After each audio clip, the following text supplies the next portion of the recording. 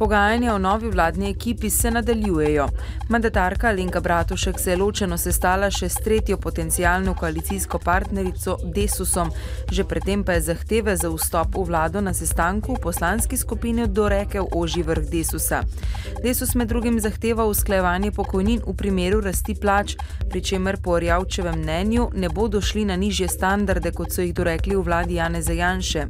Bratuškova se je že minuli teden sestala s socialnimi demokrati in Državljansko listo. V Državljanski listi za zdaj o pogajanjih molčijo. Prvak socialnih demokratov Igor Lukšič pa je po pogajanjih pojasnil, da so se uskladili glede ključnih prioritet vlade, ki bi bile pravzaprav osnutek za koalicijsko pogodbo. V tokratni anketi časnika Delo morebitno novo koalicijo Pozitivne Slovenije, socialnih demokratov, Državljanske liste in Desusa podpira 62% vprašanih. V Državnem zboru se poslanke in poslanci sestajajo na redni februarski seji. Na začetku seje so potrdili tudi mandat novemu poslancu Branetu Goluboviću, ki je v Državnem zboru nadomestil v sredo izvoljeno mandatarko za sestavo nove vlade Alenko Bratušek. Sicer pa danes med drugim predsednik vlade Janez Janša odgovarja na vprašanja poslancev. Danes se bo iztekel rok za zbiranje kandidatur za guvernerja Banke Slovenije. Poziv je 18. januarja objavil predsednik države Borut Pahor. Med kandidati za naslednika Marka Kranjca, ki mu bo 6-letni mandat potekel 16. julija, se najpogosteje omenjajo dekan Ljubljanske ekonomske fakultete Dušan Mramor, profesor na ekonomski fakulteti Mojmir Mrak, profesor na Ljubljanski pravni fakulteti Franjo Štiblar ter Boštjan Jazbec, nekdanji namestnik guvernerja. Jazbec je sporočil, da želi kandidirati, vendar meni, da nima zadostne politične podpore za izvolitev. Cene naftnih derivatov se bodo v polnoči znižale. Neosvinčeni 95-oktanski bencin se bo pocenil za 0,2 centa, 100-oktanski bencin pa za 0,1 centa za liter.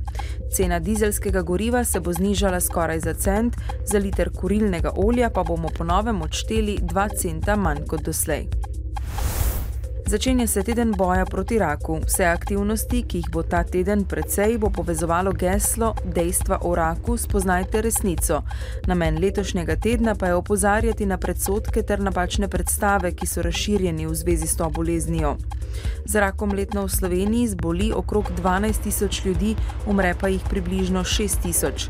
Glede na trenutne trende lahko pričakujemo, da bo med rojenimi leta 2009 za rakom do 75. leta starosti zbolel eden od 2 moških in ena od 3 žensk.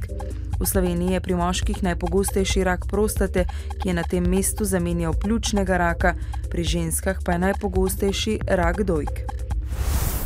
Jutri dopoldne bo še jasno, popoldne pa se bo od zahoda povečala koprenasta oblačnost, začel bo pihati tudi jugozahodnik. Najnižje jutranje temperature bodo od -8 do -3, najvišje dnevne pa do 11, na Primorskem do 15 stopinj Celzija. V sredo bo na vzhodu še večinoma sončno, drugod pa bo že oblačno, občasno bo rahlo deževalo, pogosteje v hribovitih krajih na zahodu. Pihal bo jugozahodnik. V četrtek bo oblačno, predvsem v zahodni in osrednji Sloveniji bo občasno deževalo. V dnevniku televizije Maribor ne zamudite. Plaz v Slovenski Bistrici zaprl avtocesto, spet drugi ogroža stanovanjsko hišo. V ptujski bolnišnici si želijo mamograf, bolnice sedaj na pregled čakajo pol leta. Turški turistični delavci želijo v Slovenijo pripeljati nove turiste. Novice Štajerske, Pomurja in Koroške ob 18. uri.